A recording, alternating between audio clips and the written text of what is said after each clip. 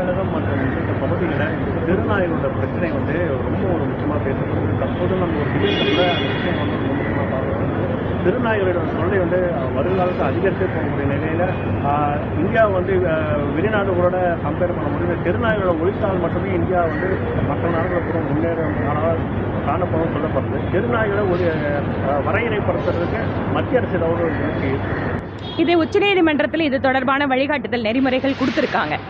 அதாவது நாம் இதுக்கு முன்பாக இருக்கக்கூடிய சட்ட விதிகளின்படி அந்த மாதிரி நாயை வந்து பிடிச்சோன்னா கொல்லக்கூடாது, இந்த மாதிரியான நிறைய ரெஸ்ட்ரிக்ஷன் இருந்தது. இப்போ சுப்ரீம் கோர்ட்டோட ஜட்ஜ்மெண்ட்டை வச்சுட்டு இதுக்கான சேஞ்சஸ் நாம் எடுத்துக்க முடியும். ரெண்டாவது, இதை நான் ஏற்கனவே அசம்பிளிலையும் பேசினேன். கிட்டத்தட்ட இந்த பிரச்சனை இப்போ ரீசெண்ட் டேஸில் தான் அது நிறைய பேசுகிறாங்க. நான் இதுக்கு முன்பாக பட்ஜெட் கூட்டத்தொடரின் போது என்ன பேசணும்னா, இந்த இனப்பெருக்கத்தை கட்டுப்படுத்துவதற்காக செய்கின்ற சிகிச்சைக்கு அரசாங்கம் கொடுக்கின்ற பணம் மிக மிக குறைவானது.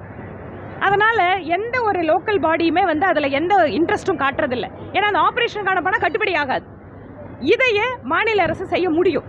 நீங்கள் ஒவ்வொரு கார்பரேஷன்லேயும் முனிசிபாலிட்டிலையும் அந்த சிகிச்சைக்கான இனப்பெருக்க கட்டுப்பாட்டு சிகிச்சைக்கான பணத்தை அதிகப்படுத்தி இதை வந்து அவங்களுக்கு ஒரு ஸ்பெசிஃபிக் டார்கெட் கொடுத்து இத்தனை நாளுக்குள்ள அதை பண்ணணும்னு சொன்னால் நிச்சயமாக அந்த இதை வந்து நம்ம கண்ட்ரோல் பண்ண முடியும்.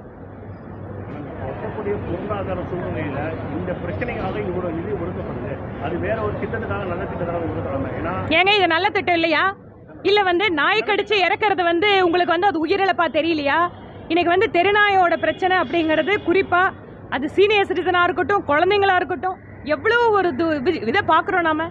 இதை ஏன் வந்து கவர்மெண்ட் வந்து ஸ்டேட் கவர்மெண்ட்டுங்கிற உடனடியாக வந்து இந்த சென்டர்ஸ் இன்க்ரீஸ் பண்ணி பட்ஜெட்டில் ஒதுக்குனாங்க. நான் பேசுனதுக்கப்புறம் அதுக்கப்புறம் லோக்கல் அட்மினிஸ்ட்ரேஷன் மினிஸ்டர் இதுக்காக நாங்கள் வந்து புதுசாக சென்டர்ஸை உருவாக்குவோம்னு சொல்லார். எப்போ நடக்கும்? இன்னைக்கு இருக்கிறதுக்கு தேர்வு என்ன? இதை கவர்மெண்ட் நினைச்சா நிச்சயமாக 1 மாத காலத்துக்குள்ளாக இந்த அறுவை சிகிச்சை பண்ணுறதோ, இனப்பெருக்க கட்டுப்பாடு சிகிச்சை பண்ணுறதோ, இதுக்குன்னு ஸ்பெஷல் ட்ரைவ் பண்ணுறதோ ஈஸியாக பண்ண முடியும். நிச்சயமாக அதை பண்ணுறதுக்கான வாய்ப்புங்க இருக்கு. பிளே ஸ்டோர் மற்றும் ஆப் ஸ்டோரில் இருந்து பாலிமர் செயலியை QR கோடு மூலம் பதிவிறக்கம் செய்யுங்கள். செய்திகளை உடனுக்குடன் பெறுங்கள்.